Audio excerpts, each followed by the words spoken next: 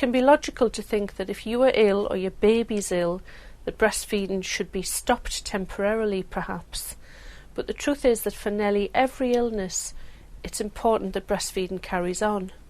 So if you have an illness, your body makes antibodies against that particular bug that you have, and those antibodies will go into your breast milk and then help to protect your baby from the same bug that you have picked up yourself. It might be that your baby still catches that bug, but your antibodies will help your baby to get better faster. And sometimes babies don't even pick up that particular illness because of the antibodies. And if your baby gets a specific bug, then your breasts themselves will make antibodies specific to that bug, helping your baby to get better. Those antibodies will go into your breast milk, protecting your baby, but they'll also protect you as well. And please be assured that this mechanism, this fantastic mechanism, will go on for as long as you breastfeed, that protection for both you and your baby. And unfortunately, formula doesn't have such a mechanism. So the truth is that if you did decide not to breastfeed your baby because one or other of you were ill, then it can actually increase the chances of being more sick. So if you have a sore throat or a cold or flu, please be reassured that you can carry on breastfeeding. And if you do happen to take any medications, it's always good to check that those medications are compatible with breastfeeding. And even if you have a stomach bug, breastfeeding is still an important thing to do for you and your baby. I did actually know a family who came down with salmonella. Every member of that family had that.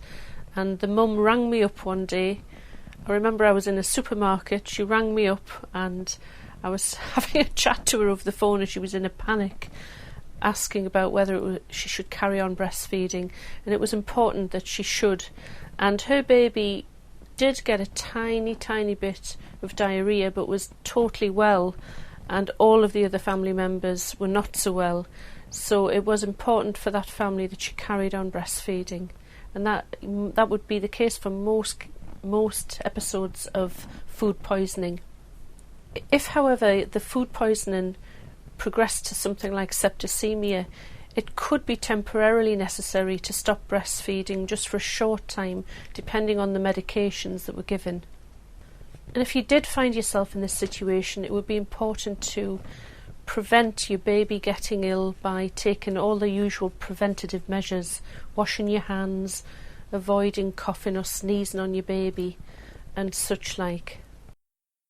And try to make sure that you feed frequently enough and you drink to thirst as well, keeping up your supply, because sometimes when you're ill the supply will drop a little, and don't be alarmed if this does happen, but it can certainly be boosted up again, and as soon as you start to recover things will improve. And one of the nice things, if there is anything nice when you're ill, is if you were breastfeeding, just to keep your baby close, lots of frequent feeding, and most important, lots of rest to aid your recovery. In regard to more serious illnesses, even chronic conditions like diabetes or rheumatoid arthritis are not incompatible with breastfeeding. Breastfeeding can continue in these situations and can actually be really good for both mother and baby. In developed countries, the only exceptions to this are HIV and HTLV1, which are not considered to be compatible with breastfeeding. And finally, it's also fantastic to know that studies are showing that breastfeeding while you're ill can help to relieve stress in both you and your baby and give you a much greater feeling of control. And it's the one thing that you can still do for your baby, providing comfort and food even in the midst of a difficult situation.